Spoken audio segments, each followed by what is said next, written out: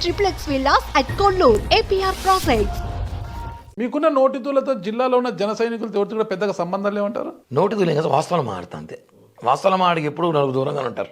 First plate Hariprasad గారితో పెద్దగా మీకు టచ్ లేదు. ఆర్ఎన్ శ్రీనివాసులు గారితో యుద్ధమే, ఇంకా ప్రతి ఒక్కరితో అలాగే ఉంటుంది కదా. అంటే ఒకటి సార్, ఆర్ఎన్ శ్రీనివాసులు గారికి నాకు యుద్ధం ఏం లేదు, క్రియేట్ చేశారు అంతే.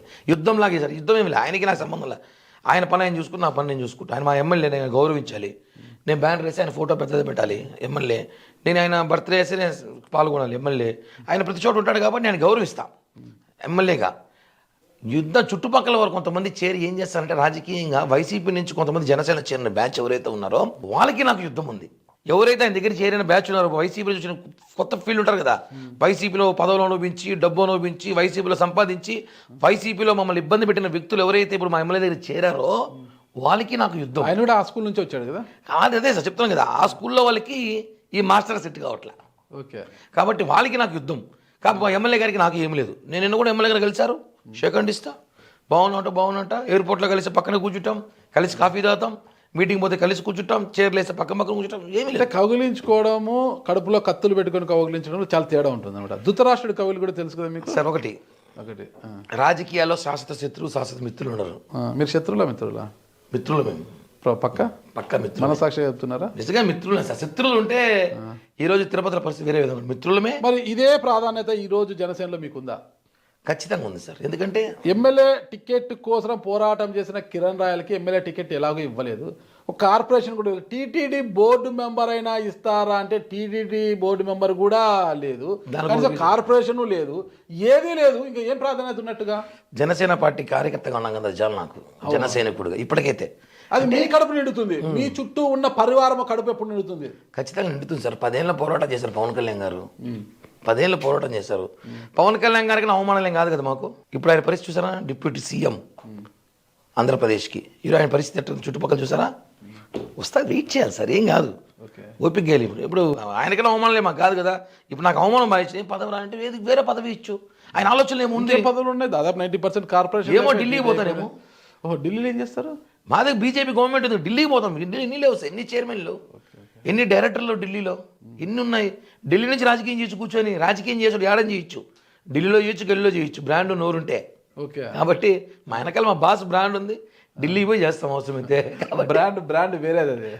కాబట్టి ఢిల్లీ నుంచి చేయొచ్చు. ఎన్నో పదవులు అనేది ఇంపార్టెంట్ కాదు కానీ ఢిల్లీ మీద లేదు, మీ దృష్టి ఢిల్లీ మీద ఉంది. అలాని కాదు సార్, పదవులని కాదు కానీ పవన్ కళ్యాణ్ గారికి తెలుసు ఎవరిని ఆడ కూర్చోబెట్టాలి, ఎవరిని ఆడ వాడుకోవాలి. నాకు ఒకటే కోరిక, మనకిచ్చే పదవి పార్టీకి మనల్ని నమ్ముకునే వాళ్ళకి ఉపయోగపడే విధంగా ఉండాలి. ఒకరే స్వార్థంగా పదవి తీసుకొని మనం చేయకుండా ఇంకోటికి దాన్ని చూపి పదవిని పెట్టుకొని ఆ పదవి ద్వారా ఏమీ చేయకుండా ఎవరికి మనము చేసుకోకుండా ఇన్సెక్యూర్ ఫీల్ కాకుండా ఒక పదవి వస్తే మనస్ఫూర్తిగా 10 మంది సహాయం చేసి పార్టీకి ఒక 100 మందికి ఉపయోగపడే పదవి కావాలని కోరుకుంటున్నా.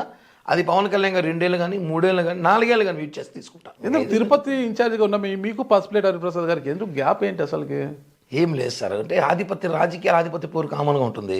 ఆయన జిల్లా అధ్యక్షుడు సార్. ఒకే సామెత అంటారు కదా, ఒకే కప్పులో 2 స్పూన్లో 2 కత్తులు అంటారు. ఒకే ఊరలో 2 కత్తులు. పాయింట్ ఇక్కడ ఏమంటే ఇద్దరం తిరుపతిలో ఉన్నప్పుడు సమస్య అయిపోయింది. ఆయన చిత్తూరు, నేను తిరుపతిలో ఉంటే అది వేరు. ఇద్దరం తిరుపతి మీదే కన్నేసాం. ఆయన తిరుపతిలో ఉంటాడు, నేను తిరుపతిలో ఉంటా. నేను తిరుపతిలో పుట్టి పెరిగా.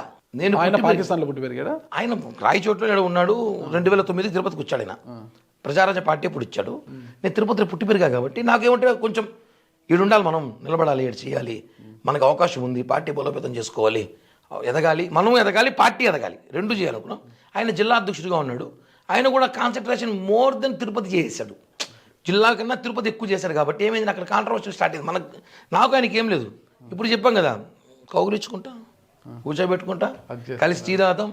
మా ఇంటికి వస్తాడైనా నేను ఆయన ఇంటికి వెళ్తా. మా ఫ్యామిలీ ఫంక్షన్ ఆయన వస్తాడు, వాళ్ళ ఫ్యామిలీ ఫంక్షన్ నేను పోతా. ఇంకేం కావాలి జనాలకి? చిత్తూరుకి చెందిన ఆర్ఎన్ శ్రీనివాస్ కాదు, జేఎంసీ జంగాల్పల్లి శ్రీనివాస్, చిత్తూరు వాసి, చిత్తూరు ఎమ్మెల్యేగా చేశాడు. ఆయనే ఎలక్షన్ మూమెంట్లో వచ్చి మీ పార్టీ కంటే ఎమ్మెల్యేగా టికెట్స్ ఆయన కోసం పనిచేసిన మీరు. ఎప్పుడో రాయచోట్లో ఉన్న హరిప్రసాద్ గారు తిరుపతికి వచ్చి స్థిరపడ్డారు, అక్కడ వ్యాపారాలు చేస్తున్నారు. ఒక డాక్టర్ ఆయనతో ఎందుకు మీకు ఈయనతో సఖ్యతగా ఉన్నారు, పక్కనే కూర్చుంటాం, కౌగిలించుకుంటాం, హగ్ చేసుకుంటాం, ముద్దు పెట్టుకుంటాం అని కూడా చెప్పలేదు. ఏమే ఇన్ని చెప్పిన హరిప్రసాద్ గారి పట్ల ఎందుకు ఆధారం లేదు? ఏం లేదు, మా ఇద్దరికి మనం చెప్తాం కదా, ఆయన సీటు తెచ్చుకుంటే ఆయనకి చేసుంటా. ఓకే. సీట్ ఎవరు తెచ్చుకున్నా చేస్తా అని చెప్పాను నేను. సీట్ ఎవరు తెచ్చుకుంటే వాళ్ళ అదృష్టం ఈసారి. కిరణ్ రాయ్లో హరిప్రసాద్ నాగరాజు గారు ఇంకోరు కాదు. తిరుపతి కలుపుతారులేండి. ఏమో సార్ రాజకీయాలు రేపు మీకు సీట్ ఇచ్చిన ఆశ్చర్యం లేదు. నాకు వద్దులేండి, నాకు అంత ఓపిక లేదంత శక్తి లేదు. ఏమో సార్ ఈ మధ్య మంచి జర్నలిస్ట్ గా ఉంటే చాలా. ఈ మధ్య జర్నలిస్ట్ అసెంబ్లీకి చాలా మంది వచ్చారు ఈ మధ్య. నాకు ఇంట్రెస్ట్ లేదండి. కాబట్టి మంచి జర్నలిస్ట్ గా నేను ఇంకొక 5 ఏళ్ళకి మంచి జర్నలిస్ట్ రిటైర్డ్ వెళ్ళాలనుకుంటున్నాను. ఒక 5 ఏళ్ళకి పోయిన 5 ఏళ్ళ తర్వాత రాజకీయాలకు వస్తారు అయితే.